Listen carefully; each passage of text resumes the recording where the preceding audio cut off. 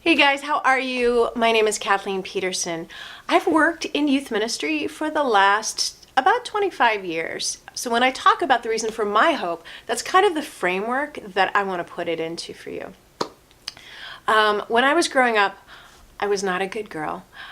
I did not live a life of purity and holiness and goodness. I was a bad girl. I was a rebel.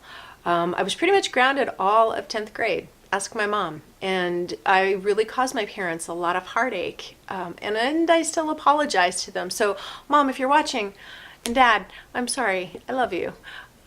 But yeah, so I was that girl that parents would say, yeah, you're not going out with her. Stay away. So it was not good.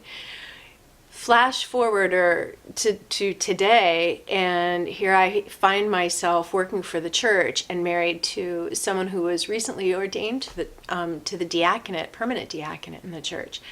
Growing up, my self-esteem was really low, and I think that's why I kind of acted out in the way that I did. I know that I never thought that I was worthy of love, let alone love from a man who was so kind and so generous and who would become a deacon. Neither of us started our journeys in that way. Definitely not me. I'll let my husband speak for himself. But when I look at the young people today and the struggles that they're dealing with, as hard as it was back when I was growing up, it's nothing compared to what we were dealing with, what I was dealing with. Issues of heroin addiction were rare, extremely rare, and now the percentage of heroin deaths is just mind-boggling.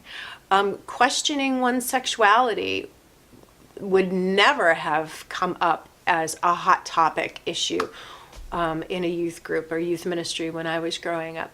So I look at the young people today and my heart really breaks for them, because I know that the issues that they're dealing with and confronted with right now are so heavy and so confusing.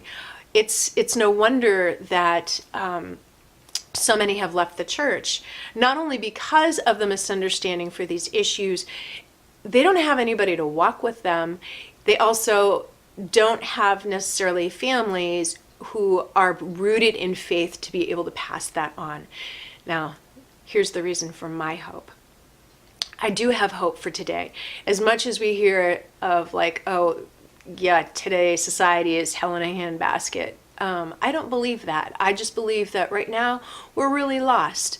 And we're searching. And I know that people are searching because the new religion is one of self-realization, self-meditation, self-reflection, which all of those are important, but it's this drive toward a spiritualism.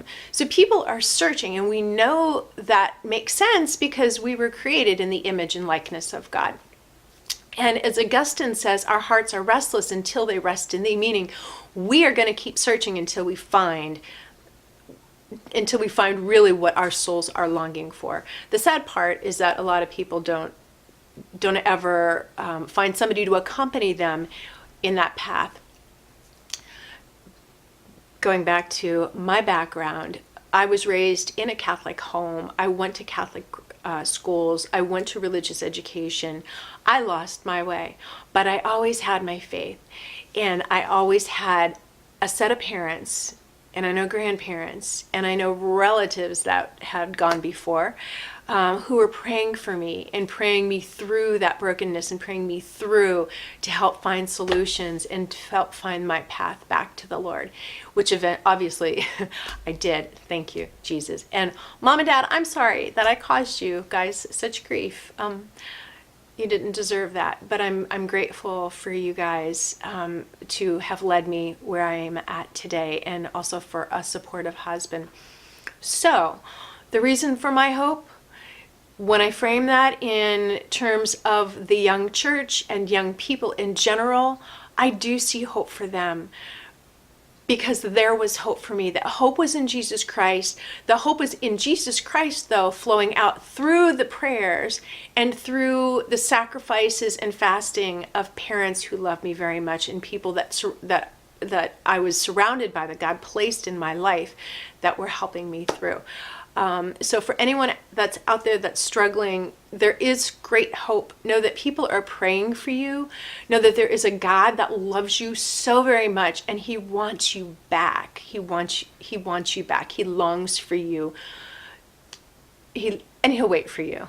He will wait for you. To anyone out there watching, know that we have hope for our young church, but it takes you. It takes all of us to come together and to pray and to fast, and to accompany our young people in their journey toward Jesus Christ, which ultimately is our hope, right? So that's all I got. There's hope because I'm here today, and I'm where I'm at because of parents who loved me. So pray for me, and I pray for you.